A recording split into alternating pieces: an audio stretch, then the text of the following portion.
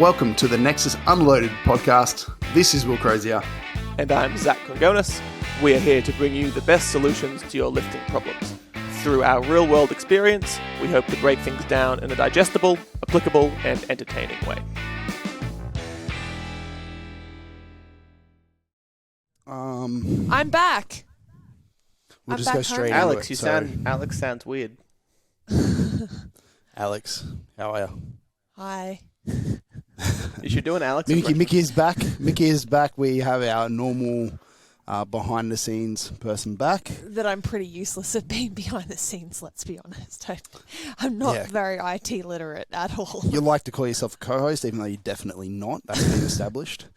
But she can be a tertiary host. Yes, third exposure host. But we actually, I was about to go straight on the topic, but you know what? Let's save it. Zach, hit us with what you got. What you got? Alrighty, you said you got. My first thing. I'll save the first joke. The joke that I tried to make 8 times before the podcast kept Don't worry with shitting that. itself. Don't worry. I'll start with All the good. second one, and the second one is a general shout-out to people who train early in the morning. Because I don't know if you've noticed this, but people who train early in the morning are different to people who train in the afternoon. And the thing that I appreciate is they don't fucking talk to you. And it's amazing. It's like if you're in there before 7 a.m., it's like this unspoken rule that, hey, I'm probably here at this time not because I want to be, because I've got things to do later. Do not speak to me. And everyone abides by that. It's the best thing ever. Oh, well, I you appreciate shouldn't have it. trained with me then in Townsville. Yeah, I don't. Well, the thing is, right, like, obviously I'm back because I'm back from being in Townsville, like spending nearly 3 weeks up there. So my time, I tried to train at multiple times over the week and over the day so that I could introduce myself to as many people as possible. And part of that introduction meant like having a chit chat with members and getting to know them. Yeah, and it's whatever. kind of the purpose you're there for. But Yeah. it was different, very different intentions by the sounds of it. And for Yeah, those but who there's a don't few know, of- Mickey, a chit-chat is a lengthy process. Oh, well, sometimes. She I was enjoys the also chat. there to train, though. I was Depends how many chit chats there is. I'm a chit-chat champion for sure. No, I think it just depends on like what everyone's day and stuff like that looked like. But in general, it was pretty good to mingle with as many people as I possibly could. So, yeah, but training in the morning, like I was going to ask you, like, what is the definition of morning training? Like, where's your timeline? Like, I'd say early morning trainings before 7 a.m. Okay. The people who come in between 7 and 8 a.m. either don't have jobs or have a day off, whereas people who train before 7 a.m. are training before their job. And then you have the ones who come in at like between 8 and 1 and they're definitely unemployed. Like no ifs or buts, they don't work at all. And then you have like the afternoon before 6 p.m. and they're all also unemployed or either work in the fitness industry. Well, I was going to say a lot of those people would just be fitness industry Probably people. everyone listening to this, a lot of midday trainers here. Or hospitality. Like hospitality is one of those things where If you if you nights. work nights and stuff like that, you come in fair. at between the 8 and 2 sort of time slot, or shift workers and stuff like that. You've Or like when I excluded a first lot of started people. training, when I very first started training, I trained during work. You train with your clients. No, I mean like when I very first started training altogether. That was actually the reason I started training, because the boss allowed us to work, like to go and train during work hours in the When you're in the Navy. in the Navy days, because the gym was on base, and on night shifts, or 12-hour night shifts, and working in a communication station, and there's less people just communicating at night, so less work to do, and so in the more quiet hours, he's like, take the walkie-talkie, I'll bring you, I'll hitch up if I need you, but other than that, go train, do your thing. And I was like, fuck yeah, and then that's why I started training, because I was like, well, it's better than work, we go there, and then I Sort of like it, I guess. 1 People a.m. do this for a living? Yeah, it's good. Yeah, well, yeah, whenever it was, yeah, just whenever the downtime was you at night. can never trust someone who trains at 1 a.m. I don't know why. It's just Like, what's happening that you're in the gym at 1 a.m.? It's like, actually, is 1 a.m. nighttime or morning? Morning. Like, what the fuck is it? I guess it depends whether you... Yeah, but if you never went to bed, then it's nighttime. Well, like, for a lot of people, if you work in security, like, Will used to work in security, and so sometimes 1, 2 a.m. in the morning was when people would train because they'd finish their shift, go train, and then go to bed and sleep for the day. Yeah, then it's nighttime. I have an argument for every person that Zach I don't is think there's a stereotyping definition. here. But Jordan trains at like 4 a.m. Yeah, but Jordan. Yeah, but that's morning because she wakes up special. and then trains. But if she never went to bed, then it's nighttime. I think. What a party that would be. Well, But how early I are don't know. you training, Zach? I'll normally get in there at 5:30. 5:30 is like that's the time that I'll step into the gym, and I'll be home by 7 to take Jack to Ducky Lake. How long did it take you to adapt and actually get productive sessions at that time? Oh, like a week. I got really hyper fixated on wanting to train in the morning, and it just kind of did the thing because I was so excited about it. It's like when I get really excited about watching people make knots on YouTube, and I know like 8 different knots. It's just, I think it's one of the special things that my brain does. Yeah, the YouTube rabbit holes, they're deep. I know about that. I like your ones, the shaping the smooth aluminium balls. Just anything. Yeah. It's, What? You've been I walked out. No, not recently. Just in general, like just YouTube will just send you down these like, oh, what's this? And then like I from that, remember when I just was like, up last. yeah, That's what he was watching. I walked out of the bathroom and there was just this dude like pressing an aluminium ball in like some spherical press, and he's like, "Look how smooth it is," and was like, "Yes, smooth." that's pretty cool. That's pretty cool.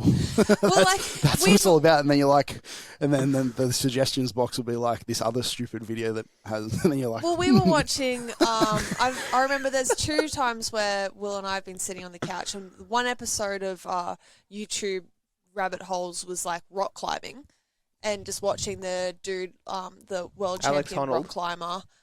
there's a few of them. Yeah. I think he's a Swede or something like that. Rock climber dressed up as someone else and was like in it, pretending to learn how to rock climb for the very Yeah, first it time. was one of those guys.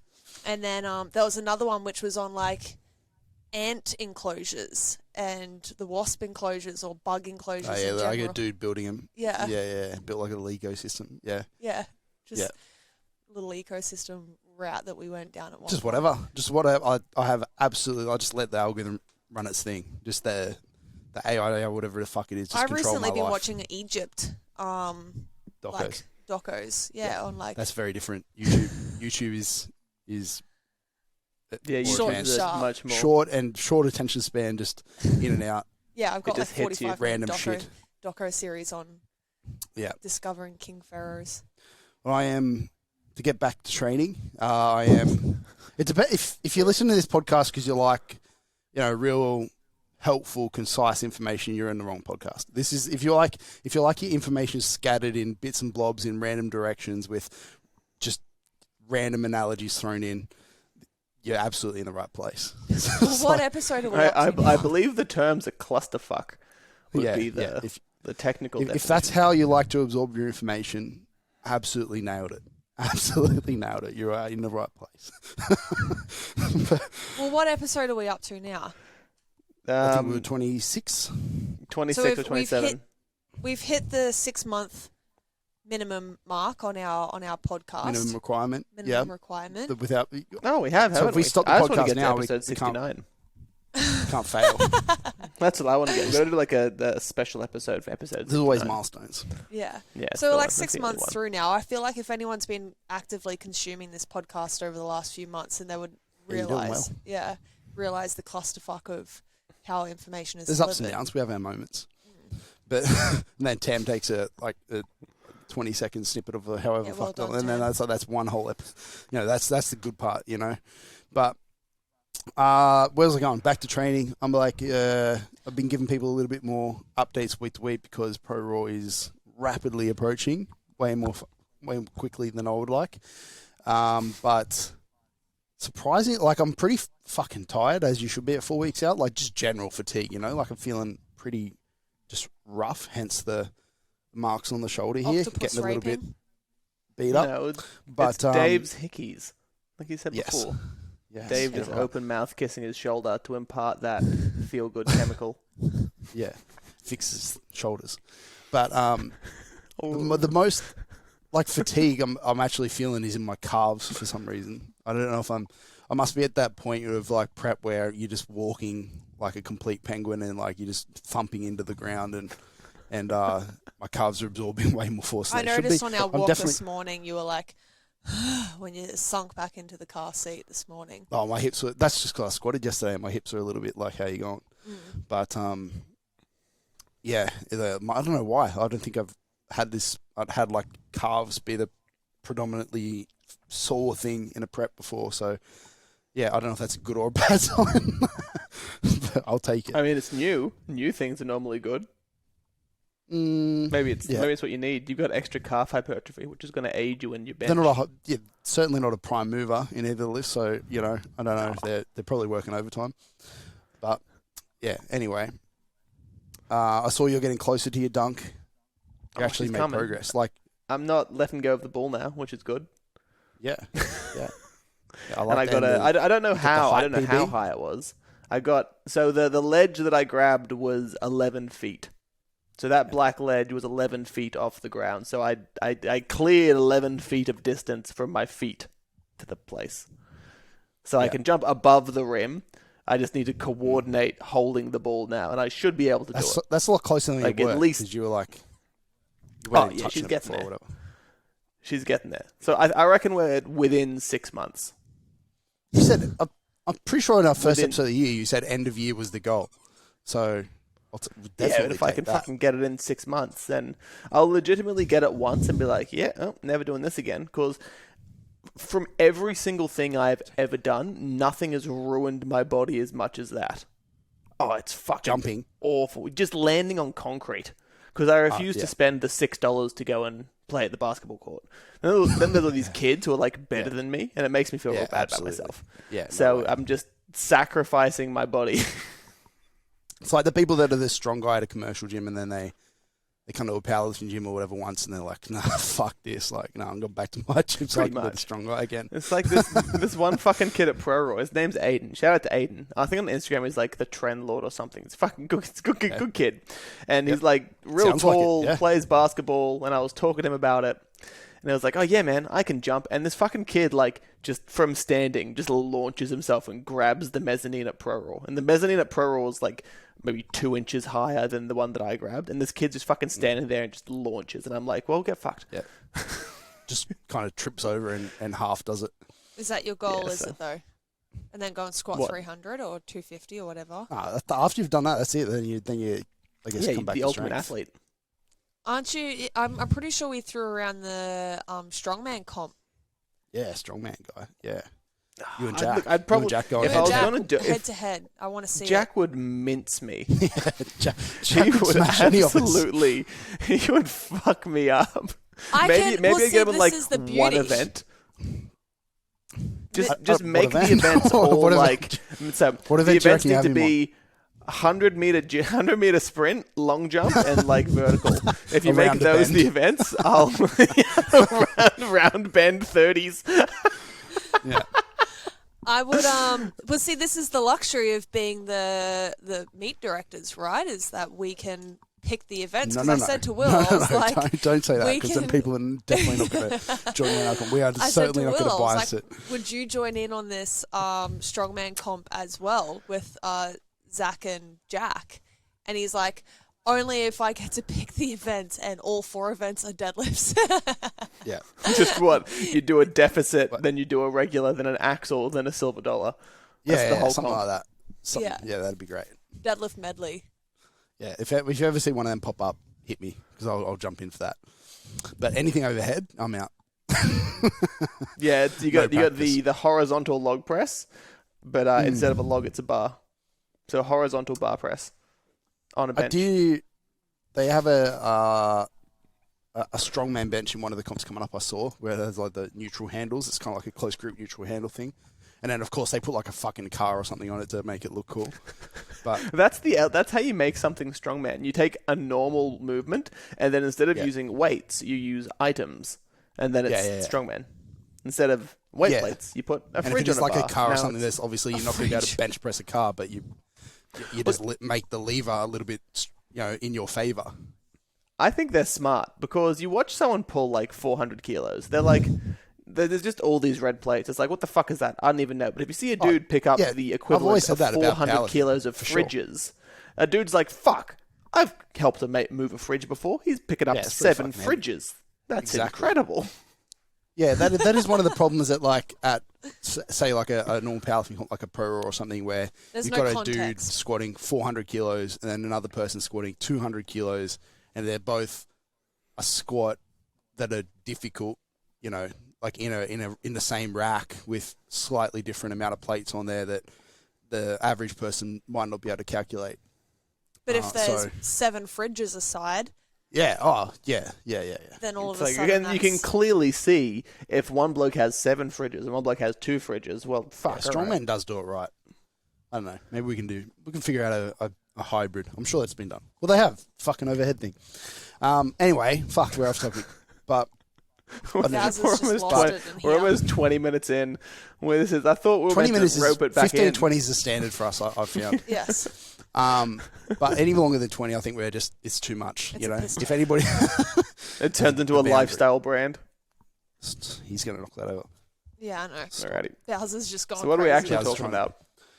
We are talking about.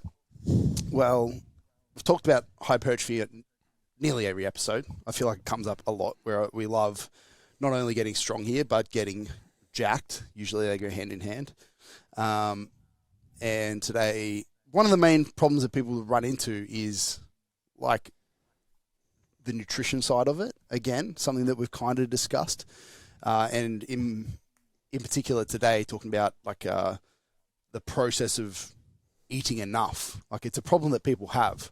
People are like, they're like, oh, I'm eating heaps, but then they're not even close to like what they need, and they don't understand the potential struggles that come into like force feeding or especially, and the different roles in, the different things that are at play that come in that make it difficult, and the things that you can do. So we're going to talk about everything involved in just eating more food, whether it's increasing appetite, exercise's effect on it, supplementation around it, all that different stuff. Mickey has had a lot of experience with this, so I'm glad she's back for this one. Working with guys, well, like me, that have had in the past had to eat up to 7,000 calorie plans before and trying to fit that in a day consistently. People like Colin Wolfe, people like Luke Polly that are right up there in the calories as well. So, and there are a little bit of nuances around it. Yeah. What would you say, like, are the biggest? The biggest issue that I often find is that people think that they can get away with eating the same simple daily foods that they normally do. Okay. And, like, the volume of that is just so incredibly high that they don't factor in ways to just get calorically dense options in their normal intake, you know what I mean? So it's like they're trying to get large amounts of rice and potato or pasta or whatever in their intake and not look at like, okay, I can easily increase this meal's calories by using a different variation of sauce or adding in some extra oil to it or changing up my veggie options so that the veggies are lower residue and not something like bulk. You know, those sorts of things are really simple that will just change the overall volume of a meal but increase the total calories. Like the people are stuck in their ways in terms of like, this is the foods that I like. Because most of us like to think that we're like, we do different shit every day. And we're like, we eat differently, but most of us are eating like 90% the same shit with maybe some different snacks here and there. Like we like the same meals. We like consistency. Yes. Yeah. And then when you go to somebody like eat more of that, and maybe it's a pretty filling meal. It's like training volume, you know, like if your goal is to do 8 sets of squats a week, you can probably fill that up in 2 and it won't be too big of an issue to do 4 and 4. But then as you increase that volume, it's just going to get way harder to fit in 1 or 2 sessions, and you're going to have to spread it out over the week. And it's the same with the food. As you go up in calories, you can no longer have it in 2 or 3 meals of just the same foods, and you have to look at other options, and it can get a little more difficult than people give it credit for. People think always look at, oh fuck, I struggle to lose weight. How do you struggle to put on weight? How is that like a problem? Like, I wish that was my problem. And I'm like you don't. You just don't. do not understand. You don't understand. Have you ever been in like a serious, like, had this problem? Well, I mean, definitely. There was... How heavy did I get, Mickey? I got to like 122 or something. Yeah. When I was my thickest.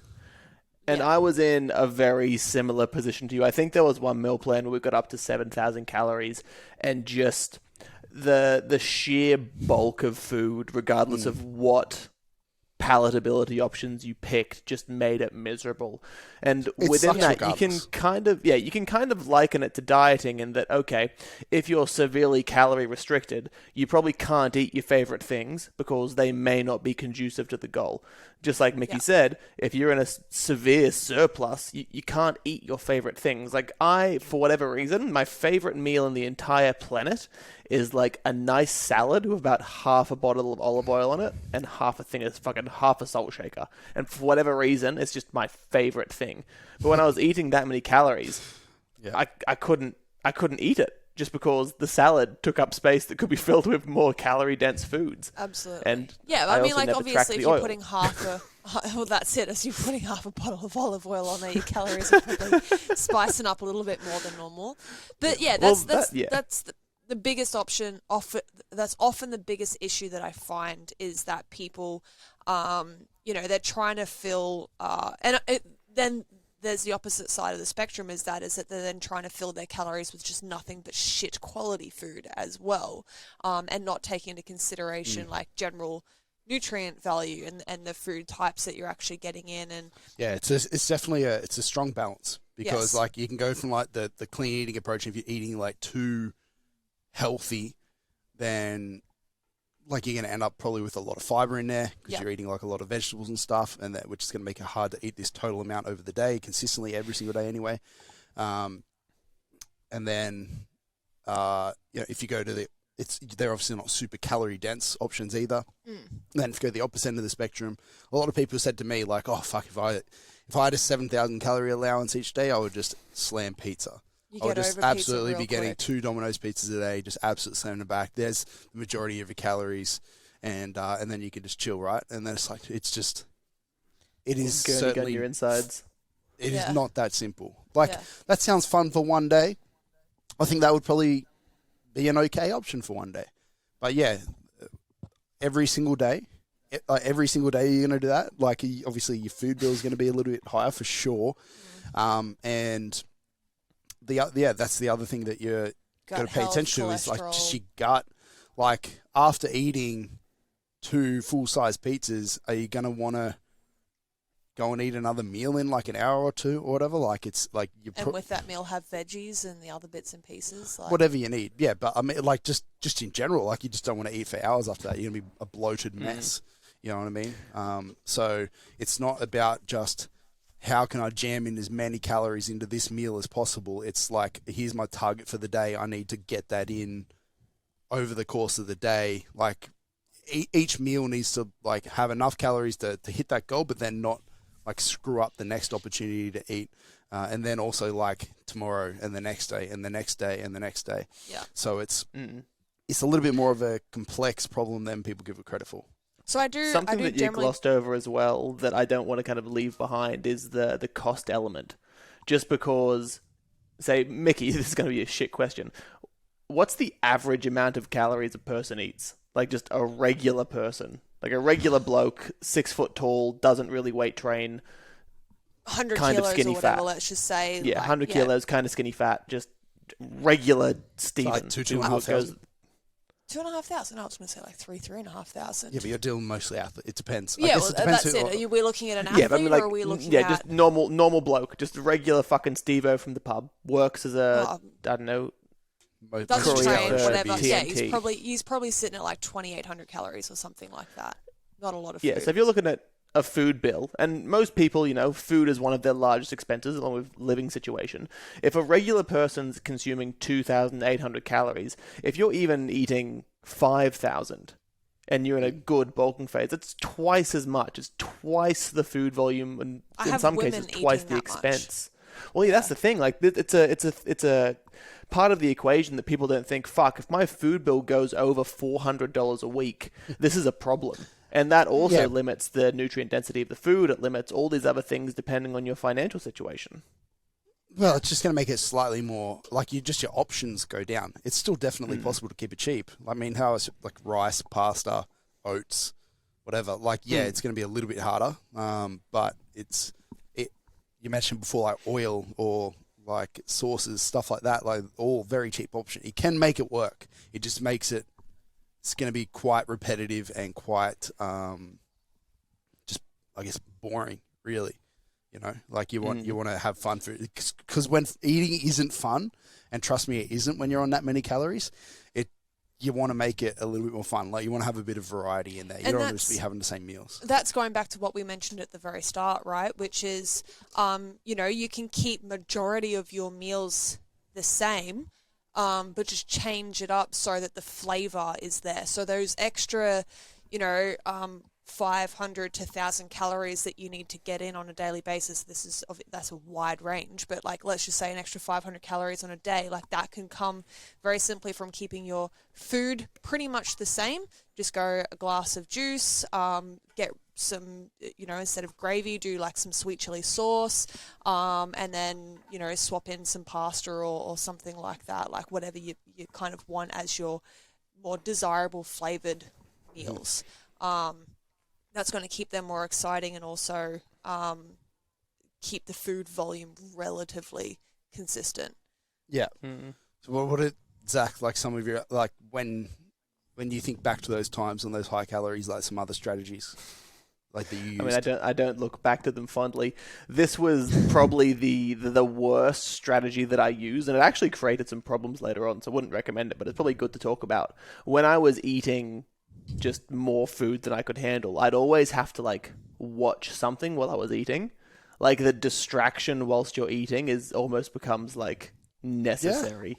Like, I'd plonk down the YouTube video and just try to forget that I was eating and just shovel it in, just keep it going through. And then I'd also go with the eat something till you hate it approach. So you find something you really like and then you eat it till it makes you feel unwell, and then you'd leave it for a couple of weeks. You pick something else and you cycle back through to it. I did that with dried mango. Now I can't even smell it. I cannot even look at that fucking bag without going like... Well, see, that's probably going a little bit too far, but like... yes, that's what I said. It's not a good thing. No, but like you can do... Will was doing a lot of like banana chips. Banana chips are the... like and dried apples. Underrated one, especially the unhealthy version of them. I'm talking like the one that you buy from Coles, whatever this. The good ones. Like, it's like a little bit of banana. Like, they sell it to you as healthy with banana, and then it's just glazed in sugar and just oil and baked in oil, or however they make it or whatever. But it's calorie contents are ridiculous, but they're definitely not a good, like, you wouldn't consider them a healthy option. But they definitely just feel so sad afterwards. They get this is where you limit the serving size. Well, this is what I also meant about the balance. Is that, like, if you get like when you're eating that many calories, to tick the boxes of like enough nutrients, enough of each nutrient stuff is pretty easy to do. And some would say, why wouldn't you maximize nutrients? But there is kind of a threshold where any more is just kind of like, it's just, you don't need more of certain things, and it's quite easy to get to that when you haven't enough. If you still have like enough healthy stuff in there, you still have some veggies in there, you still have some fruits in there, all that stuff, and then you can just kind of like just fill up the calories with whatever to make up the rest, as long as it's not upsetting your guts and making the whole getting the rest of the food in more difficult. Like I said, with the pizza thing that people like to suggest, a couple of things that I think of. I was going to say, like, a couple of like strategies that I think of when I think back to those times. For me, I don't eat near as much now. Is like drinking calories. I think that's something that, especially if you get into those numbers that we're talking about, that you're probably going to have to at some point. Whether that's like, and my smoothies were, if I remember correctly, like a banana, honey, peanut butter, full cream milk, yogurt, and then like a scoop or two of protein powder blended. Yeah. When it was bulk, it was then also like a small amount of dextrose in there as well. Yeah, don't recommend that. Doesn't make it taste as good. But it's a little bit too it turns into like just a sludge. So it's just like sludge. Eating it almost as opposed to it's drinking so it. Thick. But yeah. Yeah, but if you're getting in you well have to play over around 1,000. with your amounts. You'll work it out. The smoothie ratios are important. I feel like that's not talked about as much. Like not having a smoothie that you have to like eat with a spoon because that's the most upsetting thing ever. Yeah. Some people like having like thick shakes, like.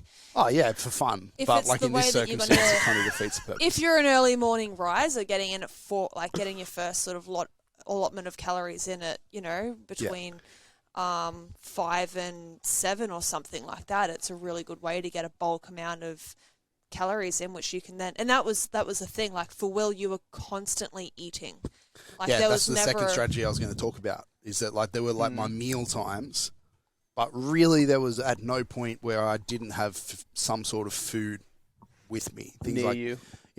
Biscuits, crackers, anything along those lines. I would just kind of have in a bowl next to me, like whilst I was working, and then I'd be like, just have them with unconsciously, just kind of snacking away as I went, and it just added up massively over the day.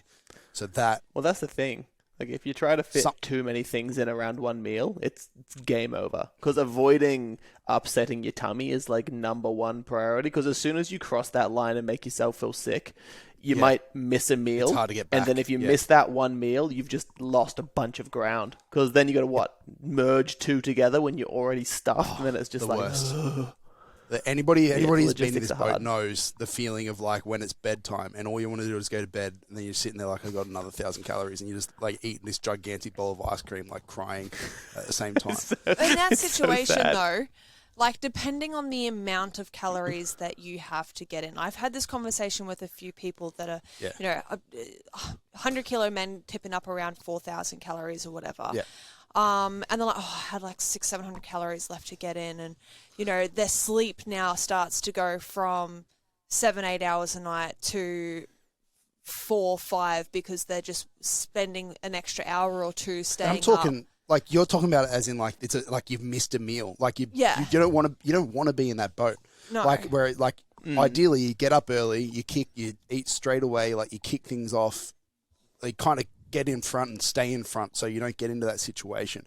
Some people like you'd almost call it like an eating disorder, but they think it's fun to like bank up calories and then just have fucking dumb meals where it's just like silly shit. And this is the problem with the extreme surplus. Like, it's actually a conversation that I had with a client last week about like, and even this morning about just people getting lazy through these high surplus phases, because a surplus, unlike a deficit, is not a short-term thing, right? Like a deficit you can go through for 4 or 6 weeks, 8 weeks, maybe 12 tops. A surplus you want to be doing for an extended amount of time. And so often when you're in those phases for long periods of time, like people get lazy, they get shitty with their food, they let things fall through the cracks, their food choices start to go down. It's probably something we probably should have covered at the start of this, but like most people don't need 7,000 calories. Most people don't need that. You're talking about a sleep. Like you shouldn't be. Like more is not better. Like it is not helpful. It's not cool or exciting. It is a bit of a fad phase at the moment where people are like, "Yeah, bro, I'm on 6,000 calories or I'm on 5,000 calories." It's like that doesn't impress me. Like I'm not excited by that as a nutritionist. Just makes it harder. I just don't think it's cool because often they'll be on those bulk amount of calories, and then they get really fat really quickly after about 6 weeks, and then they're going back into a shredding phase because they've gotten too fat too quickly and being lazy with the process. And then you end up spending half a year cutting rather than it should be like maybe a quarter, you should spend 4 or 5 times the amount of time in a surplus. It just depends. Depending on how hard you're pushing and stuff like that. But body you want composition of the individual and stuff when they're starting. Yeah. But they're usually like a 100 to 300 calorie surplus, depending on how big you are and what kind of percentage of your body weight that is going to be plenty to maximize like the amount of muscle that you're going to be gaining on a week-to-week basis. And if you go, if that's the case, and then you go, nah, fuck that. Like, I want to gain fast, so I'm going to be, 2,000 calorie surplus. Yeah. I usually just use the percentages of like 5 to maybe 10%. And then if they want to go even more extreme, they can go up to 15% of their total calories. But it really shouldn't be. Yeah, but I'm just giving numbers to help people visualize how little it really is. Yeah. But if you're going 1,000 calorie surplus or even more or whatever, then you were gaining the same amount of muscle. You're just getting way fatter. Yes. And you're going to have to go into a cut earlier than me, which means that it's going to, over time, that's going to add up, and I'm going to spend a lot more time of my year in a surplus than you, and then over multiple years, I'm going to have a lot more muscle mass than you. So it's not really, it's fun. It's just, it's not ideal, So like the problem with it is that it's kind of, it's boring because it's slow. So like people like when they're just like dieting, when you're in a surplus, people want to see the scale moving, or they want to like wake up in the morning and go like, yeah, I'm bigger than yesterday. Like, look at that shit. Like, whereas when you're in a small but consistent, ideal situation of a surplus, it kind of is it's harder to see, because obviously you're not going to see the scales go up as quickly and all that, and it can get a little bit boring. And like Mickey said, because get away with a little bit more, so it's easier to go like, you know what, like I just have a little bit more of this, not a big deal, I just gain a little bit more weight, not a problem. And then all of a sudden those habits become those habits that weekly, fortnightly, they kind of roll on, and then you start kind of guesstimating all your food, and just all of a sudden you're fucking way over. Yeah, it's definitely not an ideal scenario, but yeah, I mean, at the end of the day, like I was saying before, those bulk amount of calories, it's not something that I think is really cool or is exciting. Like, I've got 100-kilo men coming up to me being like, yeah, I eat like 4,000 calories, bro. And I'm like, but do you really eat 4,000 calories every single day, like, or 5,000 calories every single day? Like, I just don't. It's not a brag that I get often. I don't know where you'll get. But there was a kid, like even one of the gym members in here, I don't want to name his name, but he's like, I eat this much food. It's Kiva. Alex Cutley's It's Kiva. Kiva's like, yeah, I eat this much food, and then Josh was like, nah, he eats that much food, and then when we actually sat down and had a look with his job and his roster, and this was like 12 months ago, I'm like, Kiva, you're missing meals consistently. Like, he's coming in here and spending hours in here because he was missing meals all the time and then trying to catch up on food. I'm like, the idea of eating, 4,000 calories sounds really exciting as an 80-kilo lifter to put weight on, but I'm like, the consistency in eating that 4,000. Chances are you aren't special. Like if you use a calorie calculator and then you think that you are, a few thousand calories higher than that, and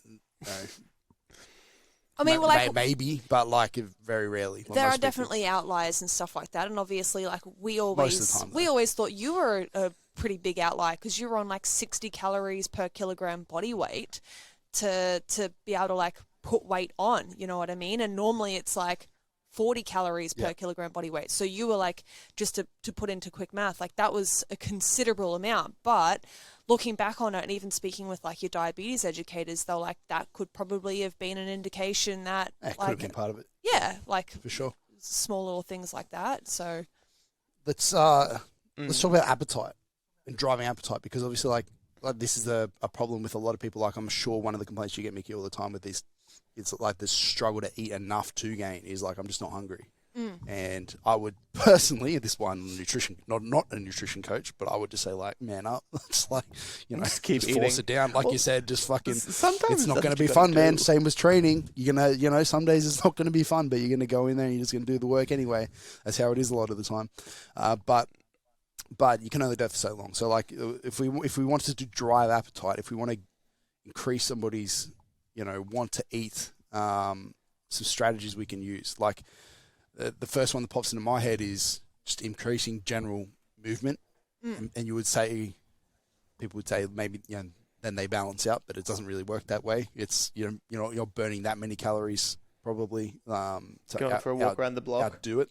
We're just going for something like a short walk even after they eat, so that they're allowing that food to kind of like settle and stuff like that a little bit better can definitely help. Yeah, I think to stay on exercise for a second, like things like that, like low intensity stuff, great. That's definitely always helped me drive a little bit of appetite. But going and slamming a gym session, very different. Like a high intensity thing, the opposite effect for me.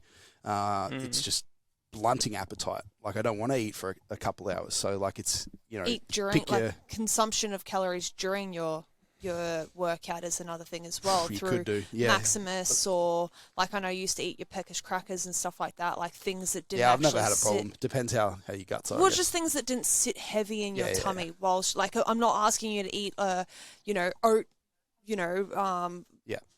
WPI and oat sort of meal. It's something that's a little bit more friendly on your stomach. One of the conversations that I had with a client was using training as a motivator to continue to eat. So like a conversation that I had was this guy's training was improving considerably, and he's like, well, I'm eating more food than I ever have, and my body weight's saying like it's trending in the right direction, and my body composition's doing well, but like the number on the bar is going up so good. So like that in itself was enough of a motivation to drive the desire to eat, not necessarily appetite, but the desire to eat, because they could see the performance benefits that it was actually carrying over with. For sure. Was there a time, Zach, where you, like distinctly that you remember where you thought nutrition, like you realized nutrition was important for training performance? I've always really been quite decently savvy with that. Like I was brought up in a very, what's the fucking word? Like I was fed good food as a kid. I understood what it was to feel good and eat good quality food and all that shit. And I always ate good quality food whilst I trained and was quite conscious of that, especially from a young age. So there was never really a point where I didn't correlate the two things together. But within that, I've also never had an appetite. Like eating copious amounts of food was never something I could do nor wanted to do. So that was really the biggest hurdle with saying, okay, there's a correlation between, to a certain extent, more food and better performance. There's definitely, as we've said, a lip to that. You can cross that precipice.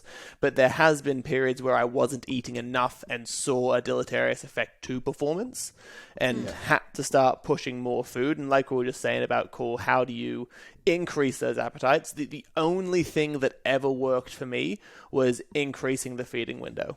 Like I had to start eating earlier and finish eating later. Was the only thing I could ever do, because after a meal, I just don't want to eat. And like you said, it's a mixture of that and just being like, okay, well, you got to fucking eat the ice cream. You just got to sometimes gotta eat it. Like I know one of the things that worked really well for you, Zach, was like back when I was giving you a meal plan rather than just giving you straight macros, because it took the thought out of like, I have to eat and I have to try and come up with meals and stuff like that. Whereas like when we had set meal plans, it was like, all right, when I go grocery shopping, I'm buying this list of food, and then that makes the thought process of going grocery shopping a little bit easier, and then it makes the cooking of the food a little bit. That's another one that you're leading into there is prep. Like having food prepared, yeah. Like how long it takes to like cook if you have to cook 7,000 calories of food a day, like it's a lot of time cooking it probably.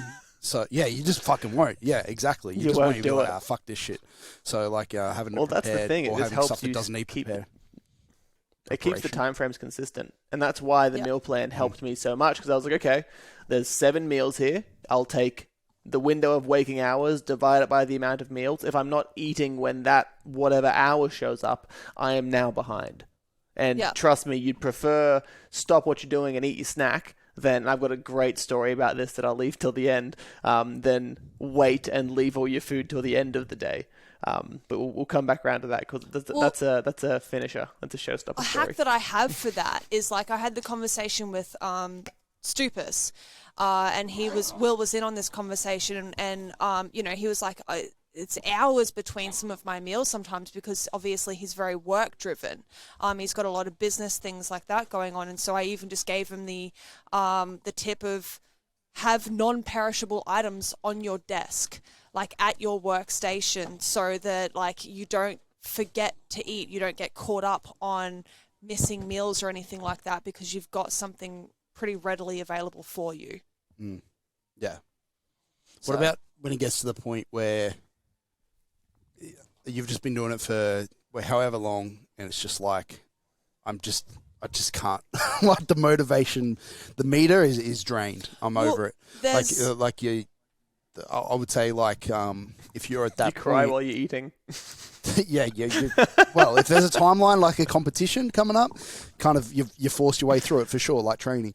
But in general, an easy way to get appetite back for me has always been like go into a pretty hefty calorie deficit and push it, and that gets it back pretty quickly.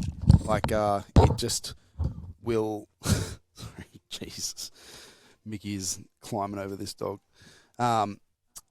Like to going into that, it'll just drop it, and then the first week I'll be like, this is amazing, I'm not having to eat. And then the second week I'm like, oh, okay, starting to feel it a little bit. And then by the third or fourth week, I'm like, I'm hungry now. Like, give me all the food again. And then it's a prime position to ramp it back up rapidly and get straight back into it.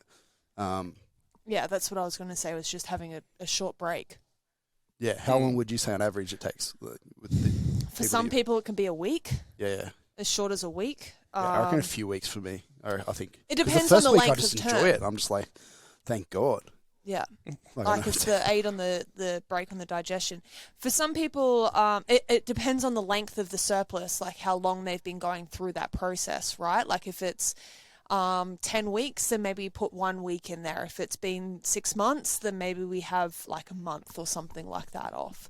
So it depends on the and the side effects that person's experiencing. Like, are they having a lot of gut inflammation and other issues and stuff like that? So for some people, if it's just a general, like, the thought of food is making me feel really uncomfortable and I just have no desire to eat whatsoever, then generally a week is enough to sort of subside that. But if it's other inflammatory markers that have come up because maybe they have been lazy for the last 6 months and made poor choices, then 4 weeks could be enough time to sort of reset, reevaluate, and then push hard again. Mm-hmm. So it really depends on the individual. But other things to help drive appetite that like we didn't really touch on was just enjoyment of the food that you're eating as well. Like going back to the meal plans that I was giving Zach, like he essentially viewed it as a list of ingredients, and like one of the meals was spaghetti bolognese, and then I think for breakfast he had peanut butter on toast, and so the spag bowl had melted cheese on top. So instead of just having like that meal that I've put together, he looked at it as a list of ingredients and went, well, I'm going to make cheese toasties, and then just have a tablespoon of peanut butter. Yeah. I don't like mixing food. That's a me problem though. Something Mickey said that, I don't know why this brought up a memory for me, but I it doesn't fit here at all, but I'm just going to say it. Is I remember when I first started training and stuff like that, and just believed literally every training myth there is and nutrition myth there is. I thought, like, if it's like wholemeal bread or wholemeal pasta or wholemeal's just better, outright better than, like, just better for you. So I was like, well, I'm going to make all my food like those options. And then I was going through like a gainy phase. And I remember just trying to force down so much like wholemeal pasta. It just doesn't sit as well in your absolutely stomach. Shooting myself in the foot. Obviously so hard you want to have down. the whole grains in there, but like you could have broken that up with not 4 kilos of it. Everything. Yeah, no, it was just a general rule. I didn't have a lot of money, so I was just like that was my go-to. I just smashed that for every meal, and yeah, it wasn't fun. In all honesty, most of my clients, when they tell me that they're using pasta in a bulk, like, I feel like they're kind of doing it like, I mean, I genuinely don't feel like I can eat pasta every single day, like every single meal. Like, it's one of those things that I would prefer to use like just at general maintenance phases, and I rely on like rice and couscous are like my favorite things to utilize when people are in a bulking phase, because couscous... It's been a long time since I had pasta. Yeah. Yeah. How long's it been for you, Zach? Yesterday. Oh, I've only eaten rice exclusively for the last 8 months. Wow. Yeah. Rice is Loves the me best. some white rice. Yeah. Well, I was on the brown rice train for a little bit whilst I was away. Brown rice is shit. I don't care what anyone says. It's like disappointing white rice. I have strong feelings about this. Okay.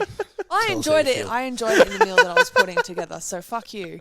But Will was on a big, there was a point where Will was going through boxes of couscous a week. Yeah, it's easy. And it was relatively cheap, like eating too. dry It's more because it's so easy to make. I remember when I first suggested couscous to him, and he just looked at me. He's like, "Oh, Fuck is that?" I don't think I even knew what it was. That's why. I was you're like, "Oh, I don't know." I'm like, "Nah, you'll like it. Trust me. It's not like rice, but it's kind of it's kind of the same. Kind of is. Yeah. Kind of the same." And Will was just like, and if anyone knows Will, he does not like tasting and trying new foods. I just don't like change. I'm just in my way. I've got With my food, routine. at least. It's working. Fucking. Let's just keep. Yeah, for Don't food. fuck with it. I'll just consistency wins.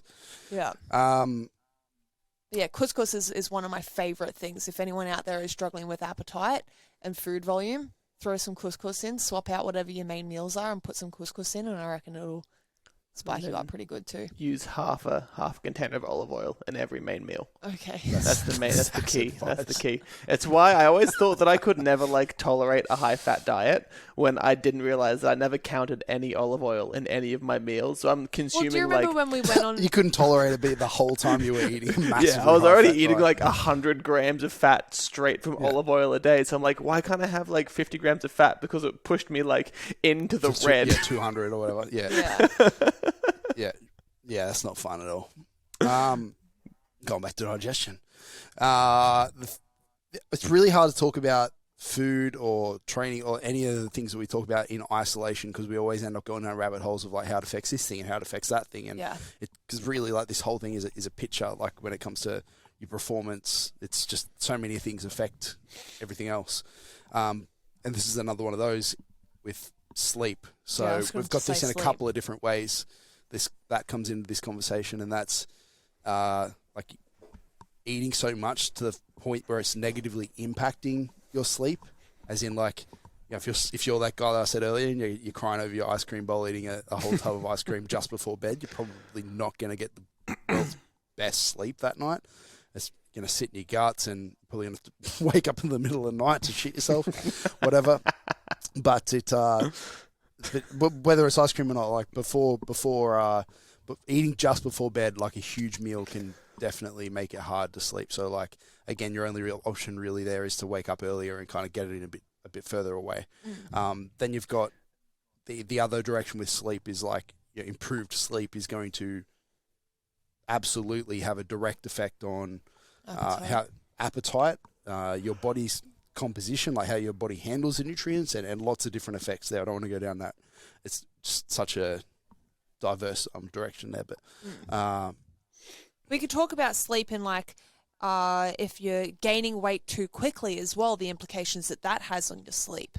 The quality of sleep, the snoring, the not just obviously you don't wake up to your own snoring, but I wake up to your snoring. Sometimes and the heavy breathing and the you do actually. The snoring the heavy doesn't breathing wake you up. It's the lack of oxygen.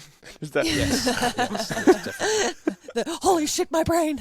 I don't get that anymore. I'm a healthy 110. I'm a healthy boy. You were breathing a little heavy last night before you went to bed. 4 weeks. Yeah, give me a break. I have absolutely no cardio. I take 2 steps and I'm fucking dying.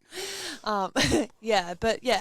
I think the rate of weight gain needs to be considered with implications on your sleep, on your quality of sleep. Some people get the night sweats and stuff like that as well when they're putting weight on too quickly, and the discomfort that comes from that. So definitely. God, the meat sweats in general are just sad when you get halfway through a meal and you have to keep eating and you get that little line of sweat in your forehead that you know you're in trouble. That's just food sweats. Remember that was the hardest thing about Pro Raw when unfortunately the comp got cancelled with COVID, but when I was trying to be in the 125s in that Pro Raw comp, and then because Pro Raw, the majority of Pro Raw prep is the middle of summer, and then trying to gain through that was just horrible. Like I was just eating there, just like sweating, just trying to eat my fucking food. It's just not a good time. But you have two things to finish this off on here, Zach. Your story that you mentioned earlier, and also another topic on high protein milk that you wanted to bring up. I know right. So sits deeply within you. The high protein milk one's a big one. Just of course, just expensive milk. I milk. think about it every day. Like it's just expensive milk. Like why would you spend the extra money on high protein milk when it's you could pretty just easy drink normal milk? In a high calorie diet to get your protein in. Like most of the time, I get too much in. I'm like I have to limit it so that it's. Well, just quickly touching on protein sources as well. If I can give any little like piece of advice when it comes to that is get things that are pre-minced because it makes it a hell of a lot easier in your digestive system if you're using pre-minced items rather than like whole steaks and whole slabs of meat. Drink your chicken blended. Yeah, if you blend your Wasn't chicken. Marty Nguyen doing that? Fuck. Wasn't he doing like the whole... Yeah, he was doing meal shakes. Yeah, no thanks. Yeah, but look, I never got to the things point. Minced, that would be a big help in your digestive system. It's not one meal like we're talking about. It's eating that like a high amount of calories for one day is not the problem. Everyone can do it, even a week. But it's 4 months. Yeah. It gets to wears a on point you. where it really sucks. Yeah, high protein. I've never needed like extra protein supplements when I'm eating that many calories. Like it's just easy to come by. It just naturally fits in there. I don't even think about it. You put like protein powder in your smoothies, or if I need to, yeah. But like I could definitely get it in through even just normal meals, just traces, as well. So like it's certainly not something that. In fact, like I said, it's something that I've actively had to limit before. So I don't understand why you need high protein anything milk during a fucking during like a no bulk one should drink that quantity of milk. Like if you're drinking what was it, the GOMAD, the gallon of milk? Gallon. If you're drinking a gallon of milk, I just can't imagine what your insides feel like. There's just no way. I had a client that was drinking 2.5 liters of milk a day. Yeah. I don't know what a gallon, if a gallon's 2 liters. 5 liters. I think it's like 4 or 5, yeah. Yeah, fuck that. But I had a client that was drinking 2.5 liters of milk a day. And then he was complaining to me about having like slippery poos and of course. just major gas milk. And digestive issues and stuff like that. So we cut him down from 2.5 to 1. And he was like, oh my God, my guts just feel so much better. It must be all this new fruit that I'm getting in. Yeah, it must be. It's the fruit. It wasn't the lack of milk that... Like, he didn't realise that we'd literally halved his milk quantity. He was picking... Snuck it in there. Yeah, it was just subtle little changes. Yeah. Fucking hell. But still, like, a litre of milk a day is a hefty amount of milk for... It's a lot of milk. Yeah. It's cheap source, though. I understand why people do it. No, I don't have a problem with it, but a litre is still like a... substantial amount of milk. It's milky. At least make it like most people. It's not going to make it feel milk. Great. Well, it would come from like smoothies and then a bowl of cereal or something like that. Like, you get pretty close.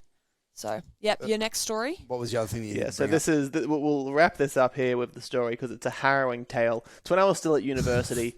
For those who don't know, where I first went to university was in like the middle of the city in Sydney. So it was like a 3-hour train ride from where I lived pretty much every day, go to uni and that was when I was doing like the fucking massive 3 hours of food. Both ways? Yeah, 3 hours both ways. That is a long day. So what are you fucking doing?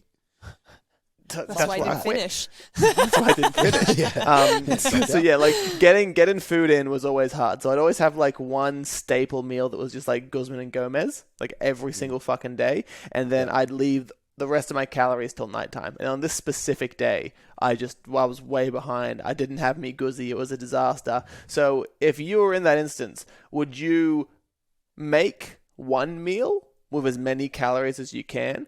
Or would you try to consume your entire meal plan in a small window of time when you have an exam the next day? I ate milk and orange juice within 20 minutes of each other. There's also another option, which is just cut your losses. One day is probably not the end of the world and move on. I refused. This is Zach. I refused. Yeah. I had a bag. I was like, nah, meal plan, got to eat it. I had a fucking thing of spag bowl. With the spag bowl, I had my orange juice. About 20 minutes later, I had a milk smoothie with like berries and banana and all that other shit. Yeah. And I tried to finish it off with like a fucking 4-scoop protein shake. And just the thickness of that protein shake, I got it down. I was sitting on my mother's leather couch. I was just sweating bullets. I stand up to go to bed, and the room goes blurry, and I just projectile vomit everywhere. And in my living room at the time, there's 2 stark white walls. Then it leads out onto the wooden kitchen, and then there's just carpet. I shit you not, just vomit just sprayed. Walls, carpet, Was your family in wood. there? Or like, is the family in It was 2 a.m. and I just made this noise. Yeah, my brother comes out and he looks at me and he's like, "What have you done?" I'll just look and turn the other way. And like, and I'm pretty sure I sat on the floor covered in vomit for about 5 minutes, just thinking, "Where has my life gotten? What has happened? What am I doing?" I remember there was. You go. I just had a train to catch in like 4 hours. Did you clean it all up, or did you ask for help? No, I cleaned it all up. My brother helped a bit by throwing the mat in the bin that was now covered in vomit. And then I just spent the rest of the night scrubbing puke off the walls, and then still passed my exam. Well done. I can say, like, there's nothing worse than spewing up everywhere. And I'll tell the story off air of my vomiting fits with my siblings at home when we were kids.